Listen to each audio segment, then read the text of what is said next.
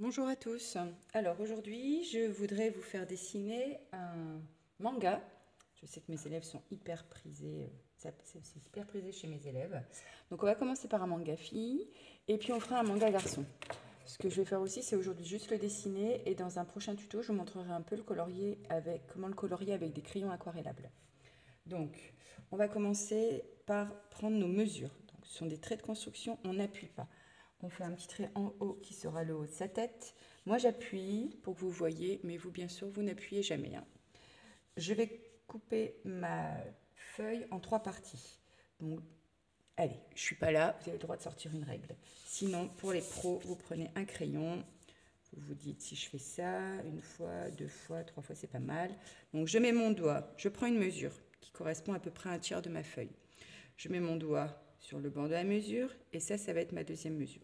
Mon doigt, je le pose sur mon premier trait. Je fais un trait.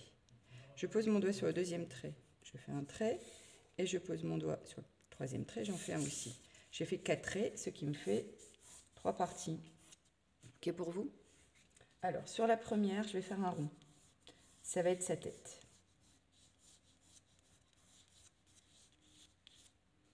Sur la deuxième, ça va être son buste.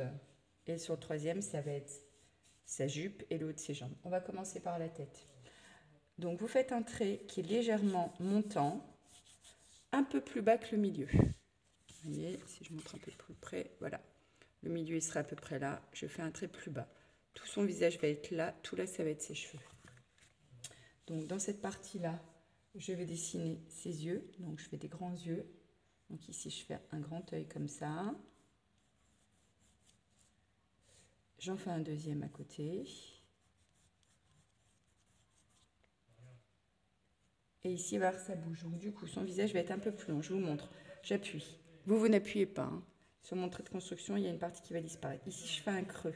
Parce qu'on a un creux au niveau de nos yeux. Regardez-vous dans un miroir. Je vais dépasser un peu. Voilà, par rapport à mon trait de construction. J'enlève tout mon gribouillage pour que vous voyez bien. Le menton d'un manga est souvent assez pointu. Vous faites un truc pointu qui est... Donc vous voyez, je vais faire le visage un peu de travers. Hein. Ça, j'aime bien faire. Donc il n'est pas droit mon visage, je le regarderai un peu sur le côté. Du coup, tout mon visage va partir sur le côté. Donc si je prends le milieu, il est également sur le côté. Hein. En gros, ça fait une croix. Si ma croix elle est comme ça, elle est comme ça aussi.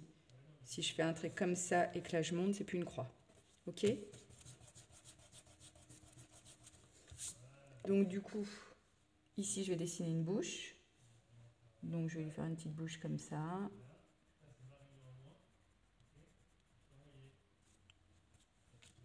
Vous faites la bouche que vous voulez. Donc pareil, du coup elle est légèrement plus haute là que là, puisque cet œil-là est plus haut que celui-là. Je ne lui fais pas de nez parce que les mangas ont généralement pas de nez.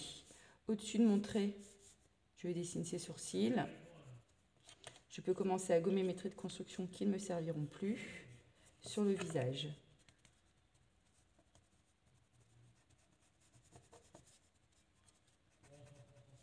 Voilà.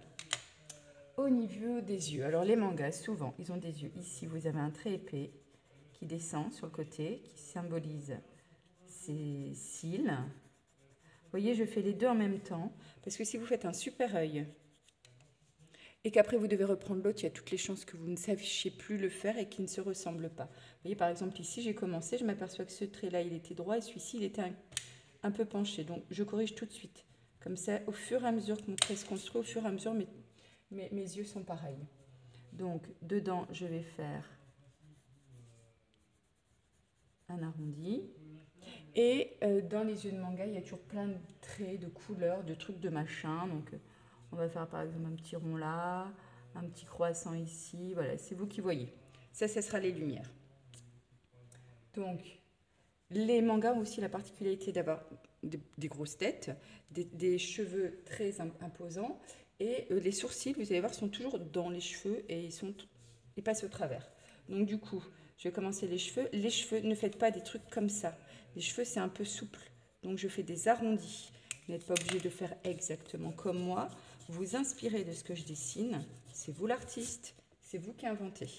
Donc, on va lui faire les cheveux comme ça, par exemple, ici comme ça, et ici, ils vont partir un peu comme ça. Donc, vous voyez, je passe sur les sourcils. Je ne m'inquiète pas des sourcils. Et du coup, au-dessus, mes cheveux vont venir comme ça. Donc, pour l'instant, je ne fais pas la longueur de ces cheveux, je fais juste le dessus. Voilà, pour l'instant, je fais juste ça. On verra plus tard comment on la coiffe.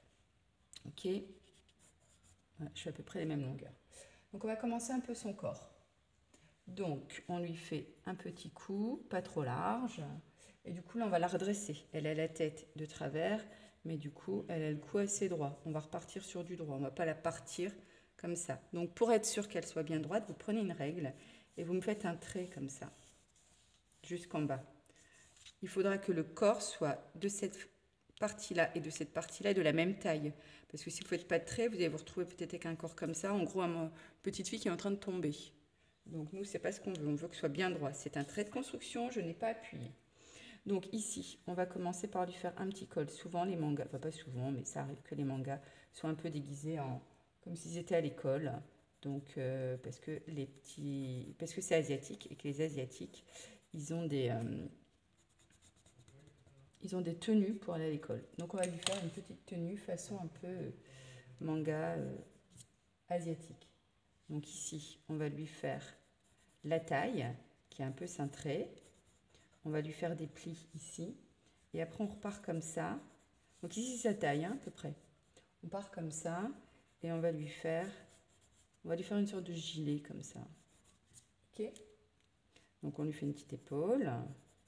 Ici, on va lui dessiner une main. Donc ici, vous pouvez faire la construction de votre main qui va être comme ça. Et ici, il va y avoir les doigts.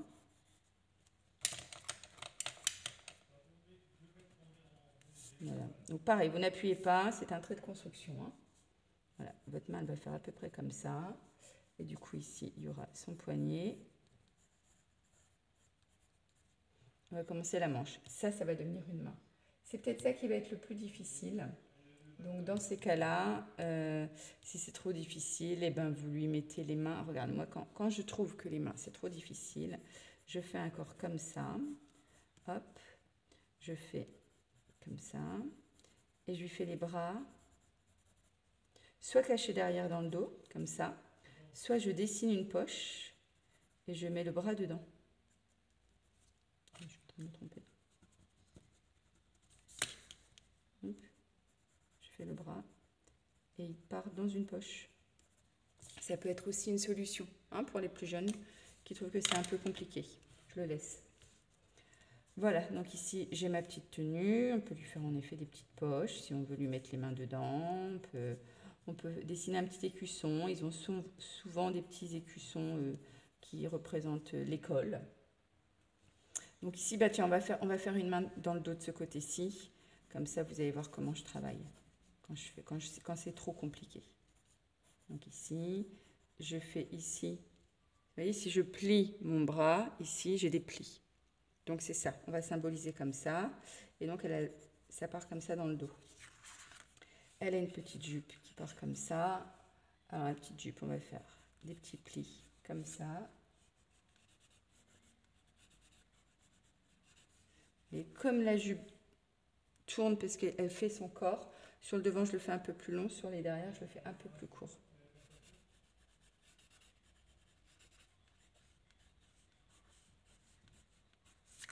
Voilà.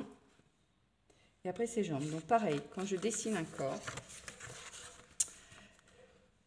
je pars d'ici, regardez, et je dessine les hanches et les jambes. Elle va être un peu grosse celle-là. Je dessine comme ça. Je rectifie quand je la trouve trop grosse. Et après, par-dessus, je dessine la jupe, ce qui me permet d'avoir les jambes bien placées.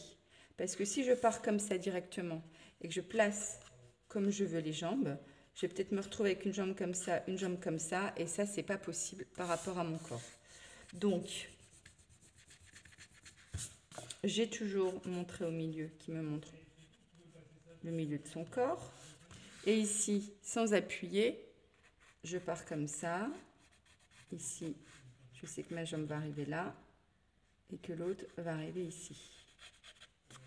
Ok. Donc pareil, on va pas lui faire des jambes toutes droites pour ne pas se retrouver avec quelque chose qui ne bouge pas du tout. On va lui faire une jambe qui part vers l'intérieur. Du coup, comme le milieu est là, ma jambe vient ici, mon genou. Et elles ont souvent des grandes chaussettes. On va lui faire des grandes chaussettes. Et du coup, on a l'autre jambe qui vient par derrière. Je m'arrange pour que les deux jambes fassent la même largeur. Donc, je mesure mes jambes. Je pose la pointe sur un côté de ma jambe. Je pose mon crayon et mon doigt de l'autre côté de la jambe. Je vois que la largeur de ma jambe, c'est ça. Je ne bouge pas, je reste comme ça. Et je vérifie que l'autre fait la même taille. Si c'est trop compliqué, je ne suis pas avec vous. Prenez une règle. Mesurez la largeur de vos jambes. Et ici, donc, elle va partir comme ça. Là, il y a le genou. Et ici, il y aura la deuxième chaussette. Ok. Du coup, je peux enlever mes traits de construction qui me gênent. J'en ai plus besoin de rien. Je gomme tous les traits de construction. On va pouvoir attaquer le bras. Alors, du coup, on peut lui faire un peu ses cheveux, si vous voulez regarder. On peut décider qu'elle a des petits nœuds dans les cheveux. Et qu'elle a des couettes qui viennent comme ça, par exemple. Vous lui faites les cheveux que vous voulez.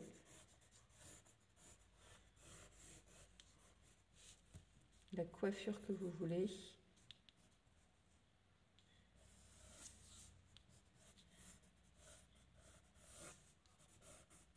Elles ont souvent les cheveux très très longs.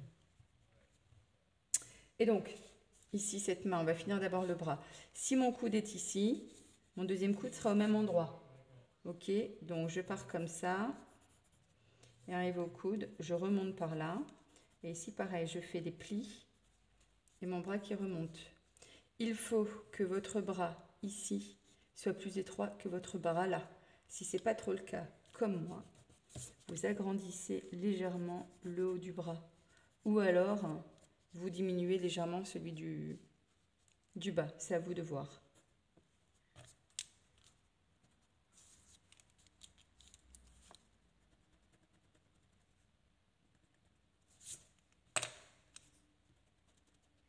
Voilà, vous voyez, vous regardez, vous essayez de répartir et faire quelque chose d'un peu équilibré. Alors, cette main, on va essayer d'approcher un petit peu pour que vous voyez bien. Donc, je n'appuie pas fort, hein, c'est des traits de construction. Donc, on va faire une petite main. Ici, c'est son poignet. Les doigts partent comme ça. Le deuxième va être un peu plus long, il va partir comme ça. Le troisième, qui est plus court normalement que même le premier. Le quatrième, qu'on va plier un peu. Et comme ça. Vous pouvez lui dessiner des petits ongles si vous voulez. À vous de voir. Attendez, celui-ci m'a l'air cassé.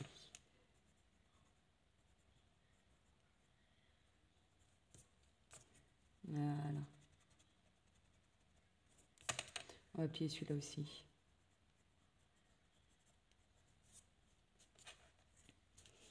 Voilà, donc après vous gommez tous vos traits de construction et dans un prochain tuto, je vous montre comment on peut l'aquareller avec des crayons aquarellables. Bien sûr, vous choisissez la technique que vous voulez pour le colorier.